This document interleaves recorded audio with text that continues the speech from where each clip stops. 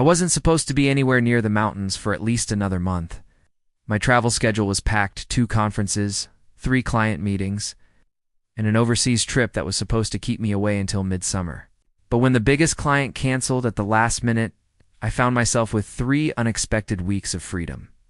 Without telling anyone, I packed up my truck, tossed in a few days' worth of food, and drove the winding for hours up to the family cabin mansion. This wasn't just a vacation spot. It was a piece of my soul. A 3-story timber and stone lodge built by my grandfather in the 1960s. Tucked away on 30 acres of forest with its own private lake. As I turned onto the gravel road that wound up to the property, I felt the familiar rush of peace. The kind of calm you can't get anywhere near the city. But that peace was short-lived. From the moment I turned the final bend, my brow furrowed.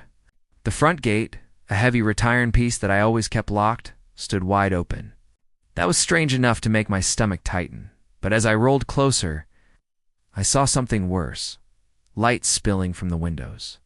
Not just one room, but every room. Upstairs, downstairs, the porch lanterns, all of them glowed as if the place had been in use for days. My first thought was that maybe my cousin had come early for fishing season, but he'd have called. I killed the engine and listened. Somewhere inside, faint music was playing, not from a radio station I knew, but from a tinny speaker, something soft and jazzy that didn't belong here. Slowly, I approached the porch, my boots crunching on the gravel. The front door, which I'd locked with a deadbolt before leaving, was slightly ajar. A wave of unease hit me, followed quickly by the realization that I might be walking into a break-in in progress. My phone was in my pocket, but curiosity got the better of me, and I stepped to the side window, peering in between the curtains. What I saw almost made me laugh from the sheer absurdity of it, and then the laughter died instantly, replaced by disbelief. There she was, HOA President Karen, the self-appointed ruler of the subdivision a mile down the road, sitting cross-legged on my leather sofa like she owned the place. She wore a pair of pink pajamas with tiny coffee cups printed on them, her hair up in a messy bun. And she was calmly sipping from my mug, the one with the chipped handle I'd bought on a fishing trip 10 years ago. In front of her on my antique oak coffee table was a half-finished 1,000-piece puzzle, my puzzle, and the remains of what looked like a cheese platter and a bottle of wine from my cellar. My mind couldn't quite catch up with what my eyes were telling me. This wasn't a burglary. This was squatting. She wasn't stealing my TV or rummaging through drawers. She had moved in. I stood there, frozen for a moment, trying to figure out how to even start this conversation, but she spotted me before I could move. Her expression went through a bizarre sequence: surprise, recognition, irritation, and then something I could only describe as defiance.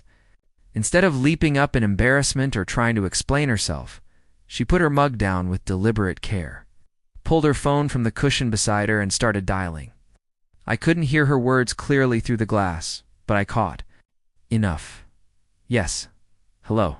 There's a man here breaking into my home. For a few seconds, my brain refused to process the words. Her home? She was in my cabin.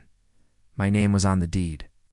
The place had been locked up for weeks, and she had the audacity to call the cops on me?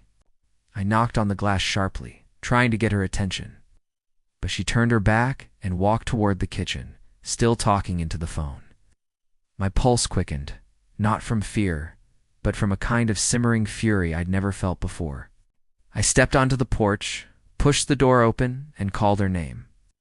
She spun around, the phone still at her ear, and put on an exaggerated look of shock. "You need to leave before the police get here," she said loudly, like she was performing for an audience. I told her point blank that she was the one trespassing, that this was my property. She smirked and said, "Not according to my arrangement." When I pressed her, she claimed she had HOA authorization to occupy unused homes in the community, which was laughable for 2 reasons.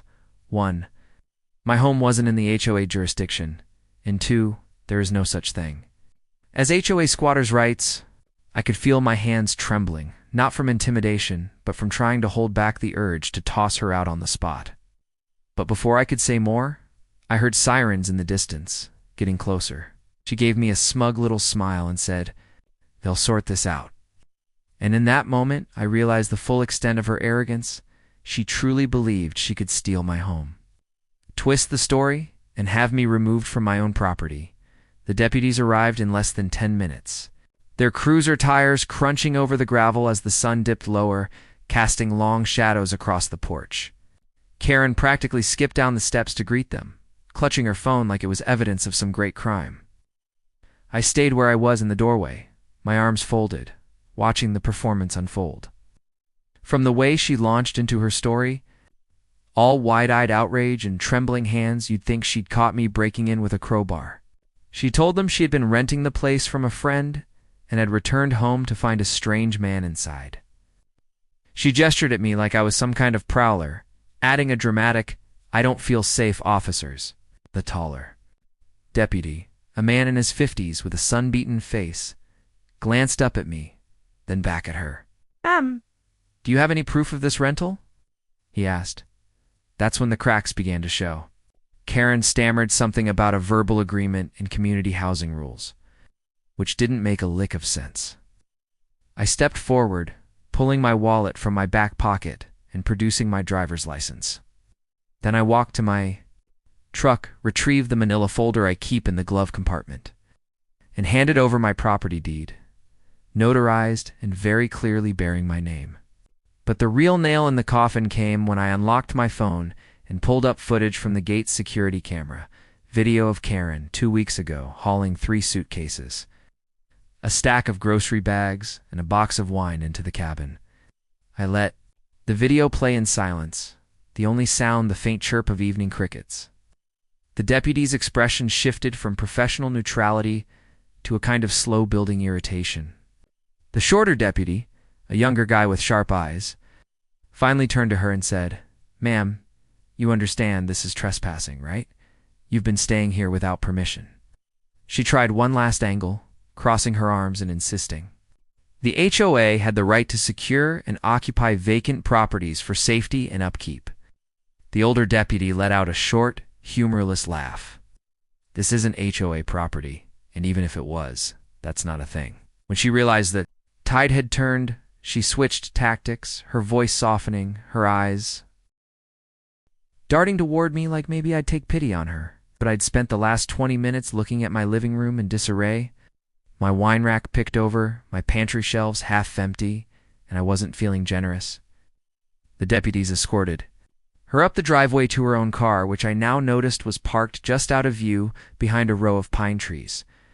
One of them explained she'd be receiving a formal trespass notice and that if she ever set foot on my property again without permission, she'd be arrested. I watched her climb into her car, her lips pressed tight, her gaze fixed on the dashboard as if the world outside had ceased to exist. When they left, I stepped back into my home and took it all in. The first floor was a mess, not trashed, but lived in heavily. Throw blankets were draped over chairs that hadn't moved in years. My favorite leather armchair bore the unmistakable indentation of someone who'd been sitting there daily. My coffee grinder sat out on the counter, its cords still plugged in. Upstairs was worse. She'd moved her clothes into my guest room, used my toiletries in the bathroom, and even rearranged the books on my reading desk. I spent the next few hours cleaning, restoring order to my space, but the strangest thing was the lingering feeling. A violation not just that someone had been in my house, but that they'd done so with such entitlement, convinced they had a right to be there. Later that night, my phone buzzed with a text from a neighbor down the road. "Heard what happened?" it read. "Karen's been bragging at HOA meetings for weeks about her mountain getaway. Invited a few board members over for wine." Nights, my stomach twisted at the thought. The whole time I'd been working in the city, she'd been parading around my family's home like it was her personal vacation lodge. The next morning, I drove into town and had a heavy-duty locking mechanism installed on the gate.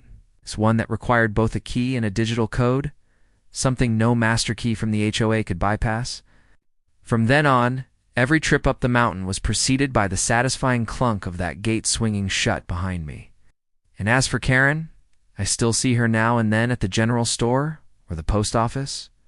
She never meets my eyes, just keeps her head down and scurries past, as if ignoring me might erase the memory of being escorted off my land. But it doesn't erase it for me. If anything, it's a reminder, a warning that not everyone who smiles in your direction is a good neighbor, and that sometimes the people who think they're above the rules are the ones who need to be brought down hardest.